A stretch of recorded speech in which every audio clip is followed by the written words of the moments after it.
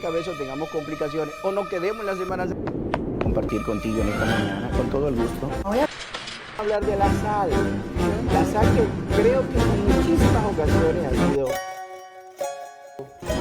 giro que dice, el sol debe tomarse a las primeras horas de la mañana, cita ese elemento para el otro lado, está bajando y además para esa exposición que tiene pequeñito, le endulza todo, por lo tanto, probablemente el azúcar sea peor en el tiempo que la sal. Claro.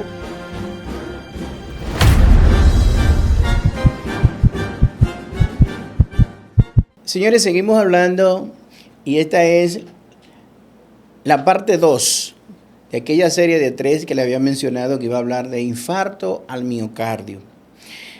Y le mencionaba en esa primera parte de todo lo que era la fisiopatología y cómo se formaba la placa de ateroma, de colesterol y de calcio, y cómo iba obstruyendo de manera gradual una arteria hasta llegar a una obstrucción significativa, qué sé yo, de un 60, un 70%, y si se rompía la placa de ateroma, esa placa vulnerable, ¿qué pasaba? Bueno, vamos a tomarlo en ese punto. Esta segunda parte de esta serie de 3 episodios, voy a tratar de explicarle y justamente qué hacer con esa placa que se rompió y ese coagulito que se formó sobre esa placa, que es justamente parte esencial del tratamiento que debe dársele al paciente que ha hecho un dolor de pecho, que el médico haya identificado como un dolor isquémico. O sea, isquemia significa disminución de oxigenación a un área específica, en este caso que estamos hablando del corazón. ¿Por qué? Porque existen varias modalidades de tratamiento y en los últimos días en el país ha habido algunos comentarios de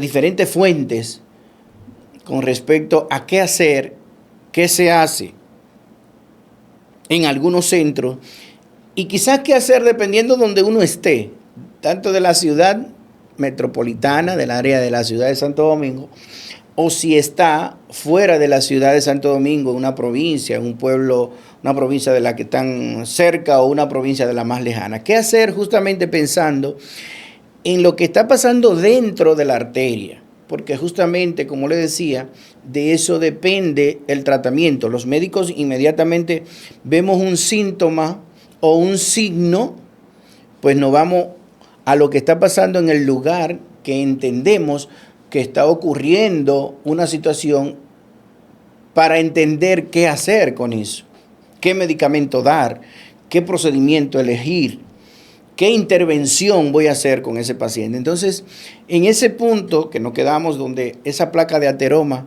se rompe y que sobre esa ruptura de la placa se expone todo el contenido lipídico de esa placa e igualmente el contenido se llama trombogénico, esa palabra quizás bonita, técnica, médica. Trombogénica significa que desencadena la formación de un trombo, que origina un trombo, es trombogénica. Al ser trombogénica, o sea, la sustancia que tiene la placa, ¿qué hace? Que rápidamente las plaquetas, que son las que forman el trombo, para evitar el sangrado en cualquier parte, o en este caso, para ir a tapar esa lesión que ocurrió en la placa, esas plaquetas que forman ese trombo, como le decía, justamente lo que hacen entonces, que cierran de manera abrupta esa apertura que todavía quedaba en una arteria enferma.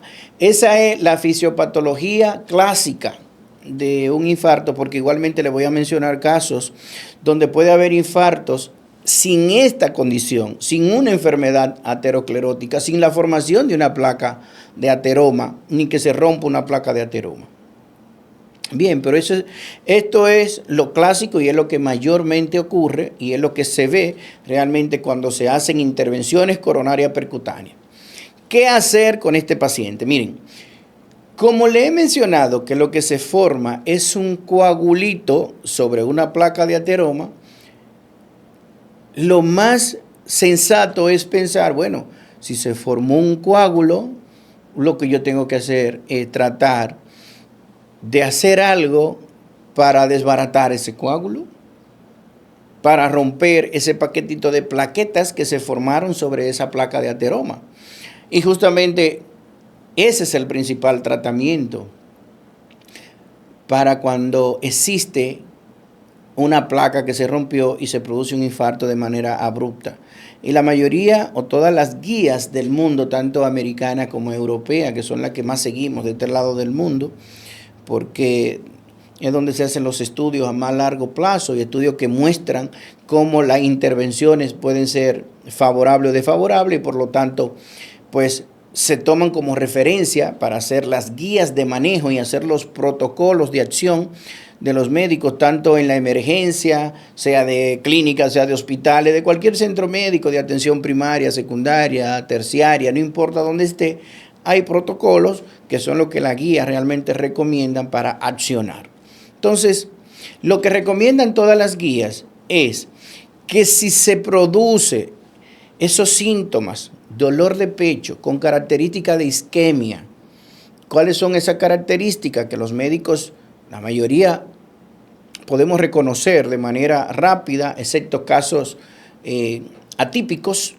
Pero esas características de isquemia son que se produzca dolor torácico en el centro del pecho, retroesternal, opresivo, o sea, sensación de que te están apretando el pecho, y que ese dolor dura normalmente más de 20 minutos desde su inicio y que puede ir aumentando en intensidad, que es un dolor de fuerte intensidad, que ese dolor puede irradiarse, puede irradiarse al hombro, puede irradiarse al brazo, puede irradiarse a la mandíbula y que puede acompañarse de algunos otros síntomas como náusea, sensación de mareo, debilidad.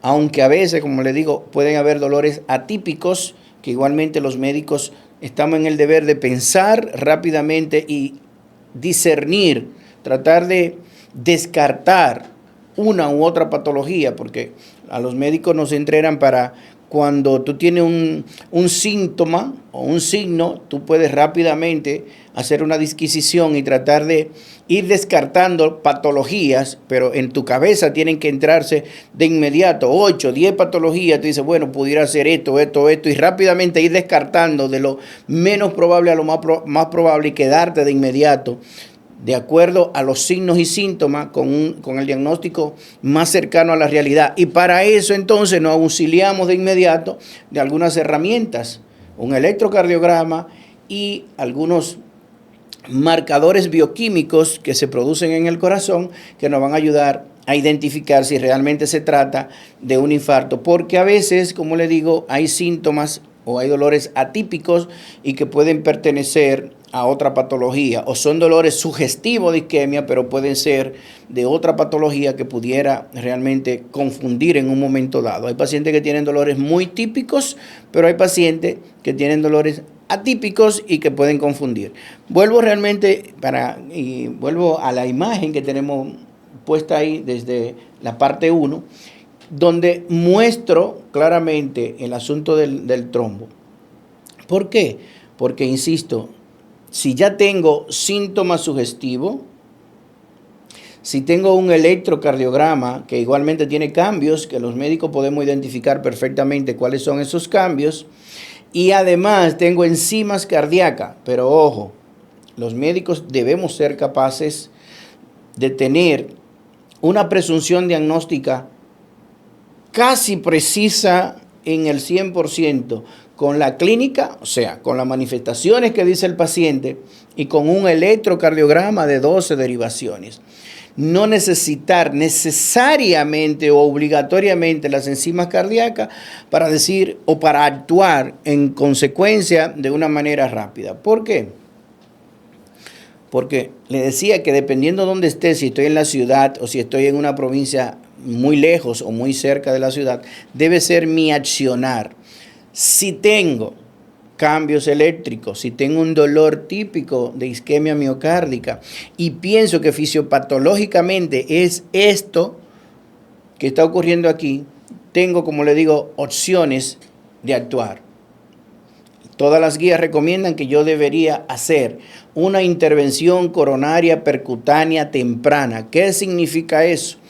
Que si estoy cercano a un lugar donde existe una unidad de hemodinamia, donde se puede hacer una intervención coronaria, o sea, un cateterismo cardíaco, y ver cuál es la arteria que está, donde se está produciendo esa obstrucción, yo puedo, si puedo dar un tiempo de menos de 60 minutos, puede llegar hasta 90 minutos, pero idealmente menos de 60 minutos. Es lo que está recomendado en todas partes del mundo. Intervención coronaria percutánea temprana. Un cateterismo, abrir la arteria, poner medicamentos que lisen o que desbaraten el coagulito que se formó y, de ser necesario, colocar lo que se llama stent, que son unas mallitas que se colocan dentro de la arteria y abren otra vez la luz del vaso. Escuchen bien, dije, si estoy cerca y puedo dar un tiempo rápido de 90, 60 minutos, 60, máximo 90 minutos, lo que debo ofrecerle a todos mis pacientes según las guías de manejo de infarto es intervención coronaria percutánea. Intervención coronaria percutánea. Un cateterismo, identificar la arteria y abrirla. Bien, ahora, la otra cara de la moneda, por lo que se han hecho algunos comentarios con razón o sin razón, eso no, quiero mantenerme lo más al margen posible de esa parte. Quiero que realmente entendamos por qué hacer una o por qué hacer otra cosa de manera real, lo que dicen, como le digo, las guías de manejo, tanto nacionales como internacionales, tanto americanas como europeas. Si tengo ese mismo paciente, pero no estoy cerca de un lugar donde pueda hacer una intervención coronaria percutánea, o sea, un cateterismo para abrir esa arteria, existen entonces medicamentos que esa placa que le mencioné, que se rompió, que se formó ese coagulito encima, existen medicamentos que quitan por lo menos ese coágulo que se formó. No voy con ello a quitar la obstrucción que estaba de base, con un 60%, un 70%, esa obstrucción está ahí.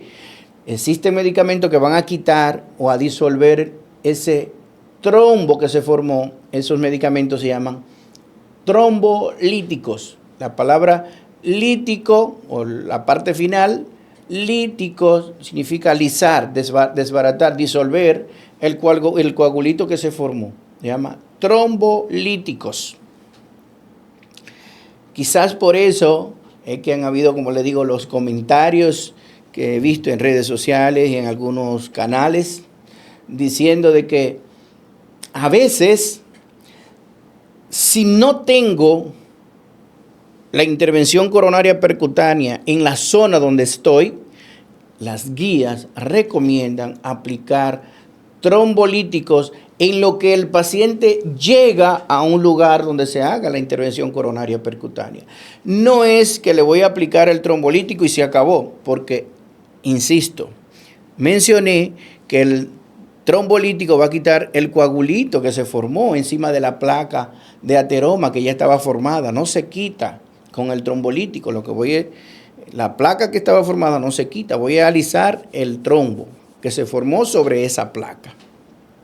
Por lo tanto, hay que tener claro que después que apliqué el trombolítico, puedo tener dos cosas.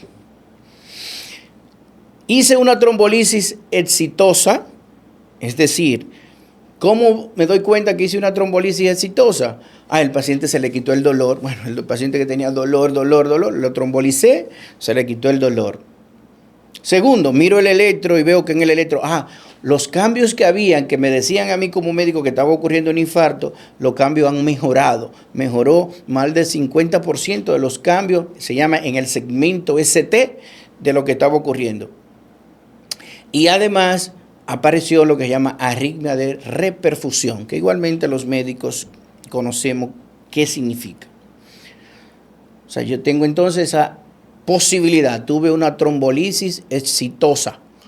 ¿Qué significa eso? Bueno, se lisó el trombito que había ahí, ahora yo tengo la responsabilidad de que ya ese paciente se estabilizó, se le quitó el dolor y demás. Ahora yo puedo de manera más calmada, más tranquila, ubicar el lugar donde se haga el cateterismo, la intervención coronaria, percutánea, y mandar a ese paciente a que le hagan el cateterismo para ver qué grado de obstrucción quedó y si esa arteria todavía debe ser intervenida o si existen otras lesiones en otras arterias que igualmente deban ser intervenidas para evitar que haya otro infarto.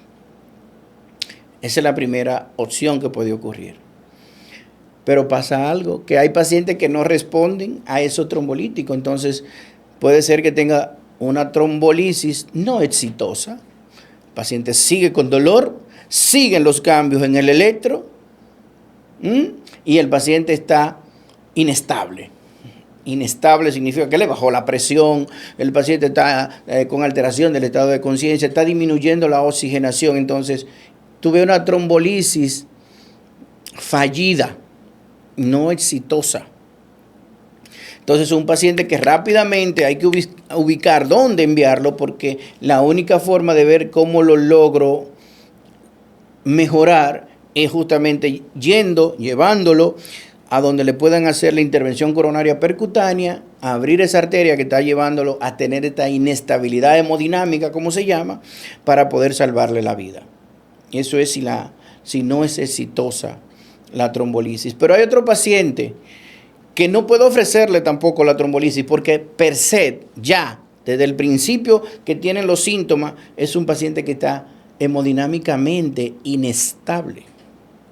Ya él de por sí, sin haberle puesto ningún trombolítico ni haber hecho nada, tiene dolor que persiste o tiene presión bajita, tiene alteración del estado de conciencia, disneico, o sea, está respirando forzado. Entonces es un paciente que la primera intención es llevarlo rápidamente a una intervención coronaria percutánea. Entonces, esos escenarios que le he puesto justamente para que entendamos más o menos la dinámica del accionar del médico dependiendo de dónde esté, para ver cómo salvamos justamente el corazón de una persona que está teniendo un infarto, que dependiendo de la magnitud de ese infarto puede poner la vida de esa persona en riesgo y en peligro de perderla. Esta es la segunda parte. Iremos a una tercera parte para explicar entonces después de eso qué hacer con ese paciente y por qué hay pacientes que hacen otro tipo de manifestaciones, no necesariamente dolor, y después igualmente que han hecho el infarto, qué hacer con ellos. Igualmente pacientes que hacen infarto con las coronarias sin enfermedad obstructiva y más en esta condición que estamos viviendo en estos días, tanto en la ciudad como fuera de nuestra ciudad capital. Así que en la tercera intervención de infarto hablaremos entonces de esa parte. Seguimos.